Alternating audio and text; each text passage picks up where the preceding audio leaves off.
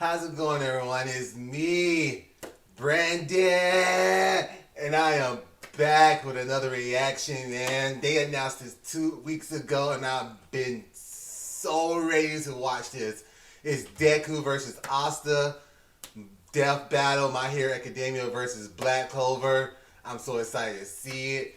Smash that thumb button, subscribe, and let's just hop right into this video, man. I can't wait to see who's gonna win this. Comment down below who you think is gonna win. Let's get started, man. I can't wait, but I'm so hyped for this. Let's go. This episode of Death Battle is sponsored by Mint Mobile and BetterHelp.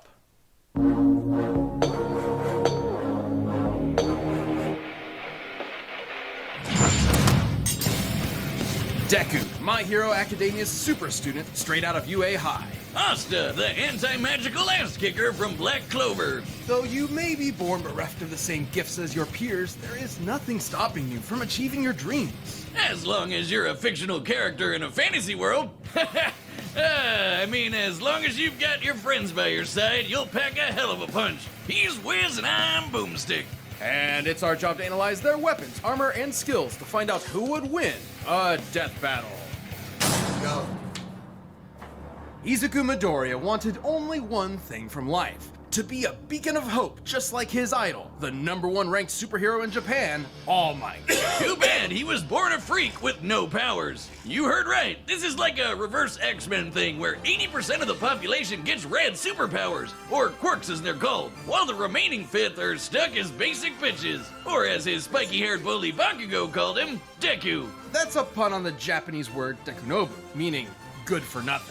Persevering despite his basic bitchedness, Midoriya got the chance to prove his quirkless heroic mettle against this giant sludge monster, much to the surprise of one particular almighty onlooker. His body secretly decaying from a horrific injury, All Might needed to find the one who would inherit his all-powerful quirk. And All Might didn't want just anybody. The hero world was filled with glory seekers in it for fame and money. All Might wanted someone whose body moved on its own to save someone. He saw exactly that in young Midoriya, and gave him one of the most powerful quirks in the world, One for All. That was the problem. Even after bulking up from lad to Chad, the recoil from even one punch would shatter all the bones in his arm. So he trained to be able to handle his gift at the superhero school of his dreams, UA High. And that's when he decided to own the name used as a cudgel against him for so many years. Turns out, Deku can also be an abbreviation for Dekiru, someone who can do anything. Exactly the opposite of Dekunobu. One for All allows Deku to release absolutely absurd amounts of strength from different parts of his body, with super moves named after US cities and states. Deku still can't access all of his power safely though. Using 100% will quickly destroy his body, which is why he learned to distribute his strength evenly across his body, a technique known as full cowling. This lets him increase his speed and durability as well, making him more all-rounded, and shifting focus to his own interpretation of One for All inspired by his pal Ida, shoot style. Where he pulls out a Glock and blows your brains out! Okay, not really, but in keeping with One for All's rabbit theme, he trades All Might's signature punches for kicks. My version's better. You ever seen Rabbit vs. Gun? I have, and I know how it plays out. Considering the much higher muscle mass of a human's legs, shoot style allowed Deku to output even more power while giving his arms a break. A break from a break. And despite being a classic melee build, Deku can fight at range by punching powerful gusts of air, and even precisely aim them with specially designed gloves. Deku has an encyclopedic knowledge of quirks, and is always analyzing their strengths and weaknesses mid-battle, even if he does sound a little weird. Despite only barely getting accepted in the first place, Deku quickly became one of Class 1A's most dependable fighters. Because, yeah, somehow these students are constantly getting drafted into literal wars against murderous supervillains. Midoriya's successes in battle against ruthless criminals like Stain, Muscular, and Overhaul came much to his old bully's chagrin. Where Bakugo was a child prodigy, he now found himself overshadowed by his hard-working rival, and the two would use their mutual respect and animosity to motivate each other to get stronger. Classic frenemies. They're only solving their problems by pounding the living tar out of each other. Luckily for him, Deku soon learned that living tar pounding wasn't the only thing he could do. Turns out, One for All did not originate with All Might. It had been passed down 8 times until it arrived at Deku, with each inheritance also carrying the previous user's natural quirk as well. Like Black Whip, which lets him manifest crazy long and strong energy tendrils to tie enemies up and swing around the city, or shoot one out of his mouth, just like our girl Frappy. And Danger Sense, which gives him a minor reactive precognition. AKA, he's Spider-Man. Not even a reach, the mangaka is like the biggest Spidey fan ever. He can also produce a smoke screen to mask his presence, float in midair, or store kinetic energy over time with Fa Jin. Like that. By storing up enough, he can even match All Might's max power, without any recoil to boot. Strong enough to change the weather and create city block-sized tornadoes with a single punch. And he's even stronger with his newest quirk, Gear Shift, which allows him to increase the speed of an object anytime he touches it. In conjunction with the power of All for One, he can use this to warp reality itself. Deku can go toe-to-toe with arch-villains like Shigaraki, who's fast enough to react to and catch laser beams with his bare hands. But nothing could prepare him for All Might's archenemy, the shadowy leader of the League of Villains, All for One. All Might only ever showed his young pupil kindness and support, but that couldn't change the absolutely crushing pressure Deku felt at every moment. Even classically trained dickhead Bakugo came to help his teammate out when he needed it, like when they teamed up to share One for All and punch an island-sized hole in the clouds 24 miles high. Just goes to show that even One for All isn't a one-man army. Deku's true strength comes from his teamwork between himself and his friends. And with their help, Deku will surely become that beacon of hope he dreamt about as a child. One hero for all mankind. I like Magic! You know it, you love it, and in the world of Black Clover, it doesn't come from a box you bought at a tacky West Hollywood costume shop. Everyone's got it. Mana is the source of all magic, a supernatural energy found in the air and in living beings. Except living beings whose names are Asta. Not only was the young Asta an orphan abandoned by his mother at a church as a baby, he was born with a mutation that prevents him from having any mana to speak of. Well, neither do I, and you don't hear me crying about it. Yes, you do, all of the time. But Asta had a dream. Despite his lack of magic, he and his best friend Yuno promised each other one of them would rise to the throne of the greatest military position in the land, the Wizard King. Wizard King? Really, guys? Sometimes they call it Magic Emperor, but we all know what they mean. So he dedicated himself to getting swole as all hell in a world of nerds. He would be his lone jock god, shoving every last wizard into a locker until they crowned him king. But huge, frightening pectorals on a tiny, screaming goblin child weren't enough on its own. He needed something powerful enough to shut down his opponent's magic.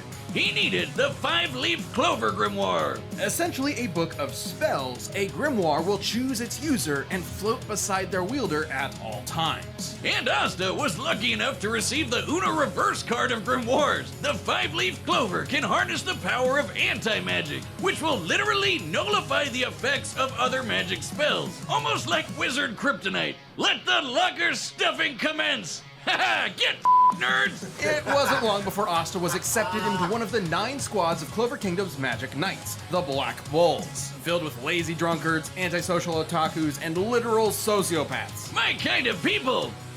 Mostly. But much like with Asta, you shouldn't judge a grimoire by its cover. And soon they were all working together and kicking ass like a family should. Asta harnesses the power of anti-magic by summoning swords imbued with it from the grimoire. Normally, these swords would quickly drain the mana from anyone foolish enough to wield them, but Asta does not have any mana, turning his greatest weakness into a one-of-a-kind strength. He's got his classic Demon Slayer, an enormous greatsword which cuts through spells with its edge and deflects them with its flat. Or the Demon Dweller, which can also absorb and copy magic, then toss it right back to sender. I think my personal favorite is the more complex Demon Destroyer, which severs the relationship between a spell's cause and effect, countering the effects of its magic. This could result in anything from healing a village that was inflicted with poison to preventing reincarnation. Yeah, okay, some of these can get a little heady. I personally prefer keeping it simple, like using anti-magic telekinesis to surf on your sword through the sky.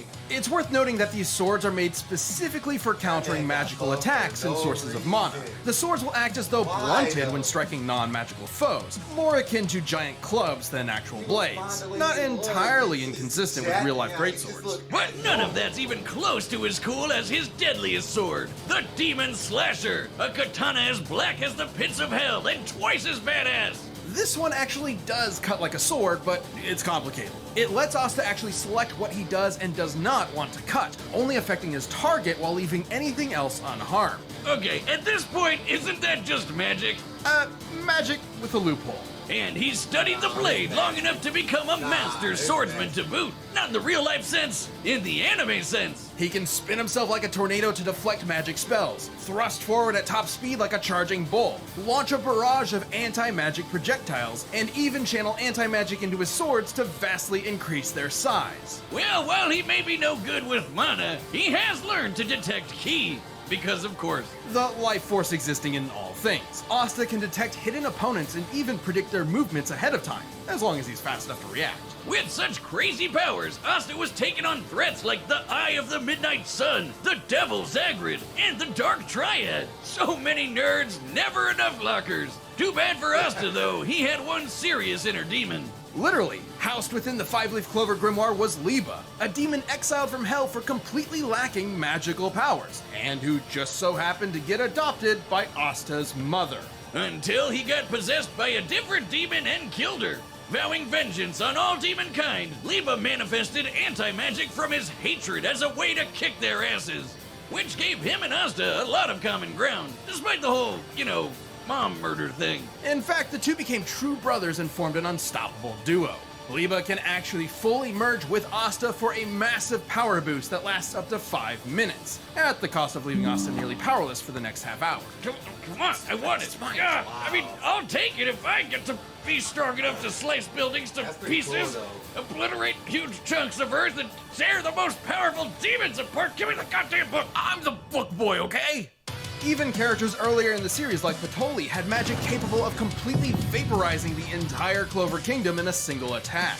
And demons that Asta has fought since then like Dante and Lucifero are leagues stronger. Hell, screw all these demon forms and anti-magic powers. Asta's body is so incredibly well trained, he dodged a beam of light while sleeping. As in, he was asleep, and the force of his sneeze pushed his head out of the way of a beam of light.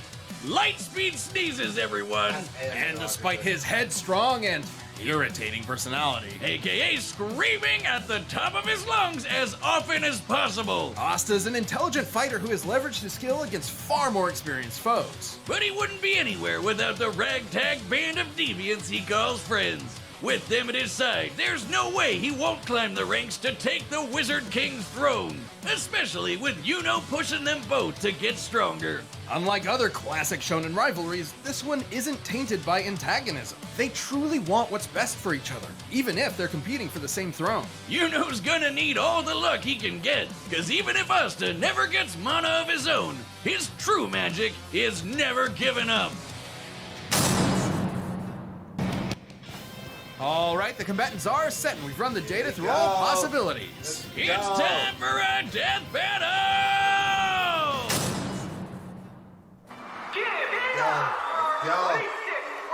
A sword that big? He's gotta be crazy strong. I'm gonna have to rely on more than just my power to take him down. Deku!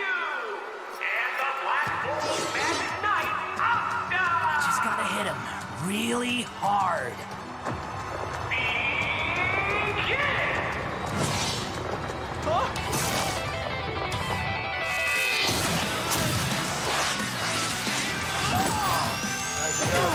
Man, this guy can give even luck a run for his money.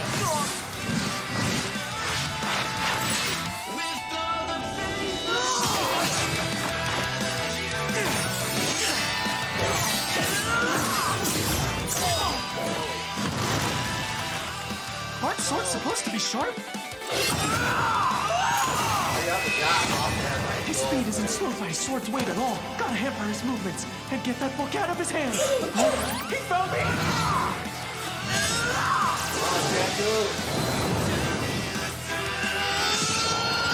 whoa! Let me hit this sword style. Now it's my turn. Whoever voices Deku sounds just like him. Wait! Are you not using magic? What kind of magic emperor would I be if I can't beat a guy like this? Detroit Smash! No, they sound just like they actual voice actors. They sound like they actual voice actors. Detroit Smash!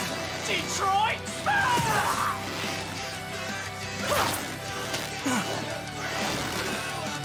Detroit!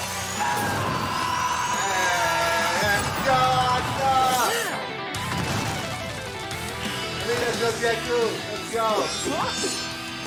I don't know what Detroit is, but I've had enough of it. I'm ending this quick!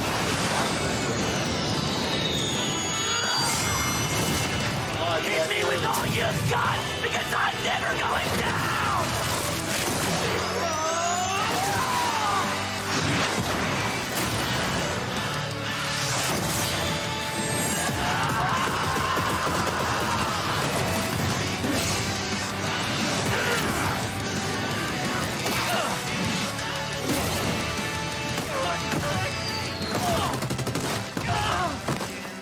No use not going all out anymore. I just gotta hit him really hard. Let's go. Let's go. You wanted my best? Here it is! Let's go. 1,000,000,000%! One Ultra!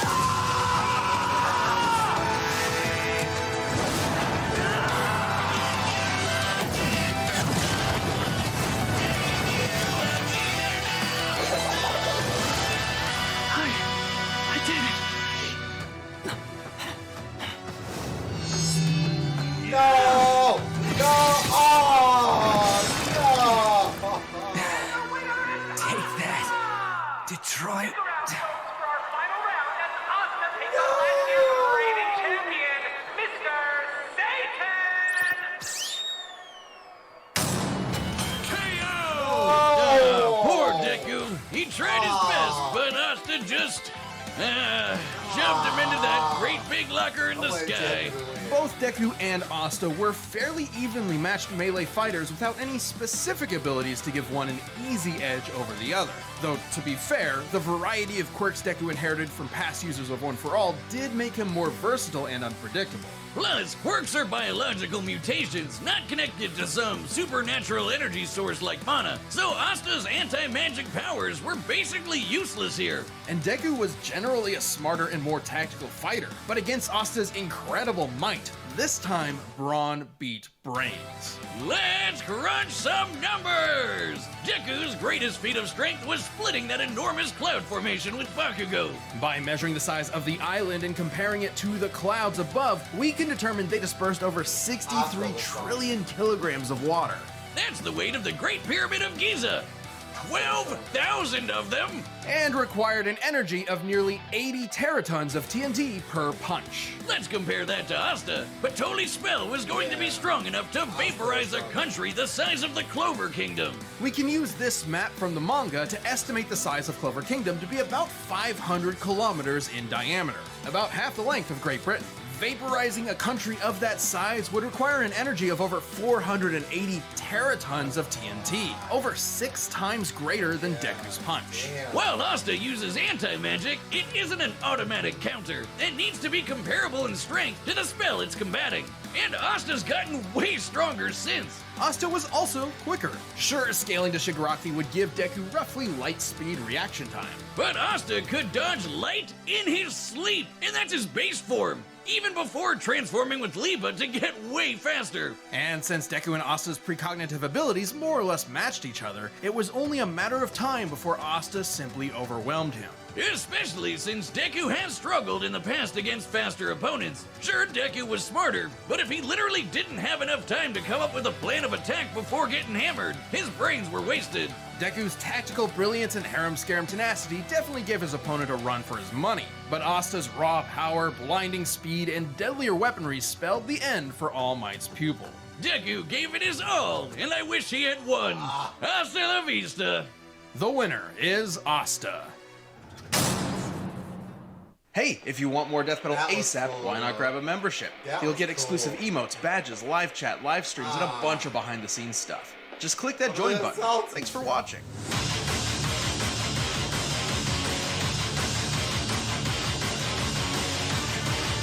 Oh! Let's go! Let's go! Let's go! Oh! Millions find a low-cost health plan at Oh no! Let's go! Let's go, y'all! Vegito! Gogeta! Let's go! Oh, I can't wait for this! Oh man! Dude, I was salty, but now, nah, I'm good. I can't wait for this. I am so excited for this, man. Let's go. Anyway, y'all, if y'all enjoyed that, comment down below who you thought should have won. Hit the like button, subscribe, and I will see you guys next time. Peace out.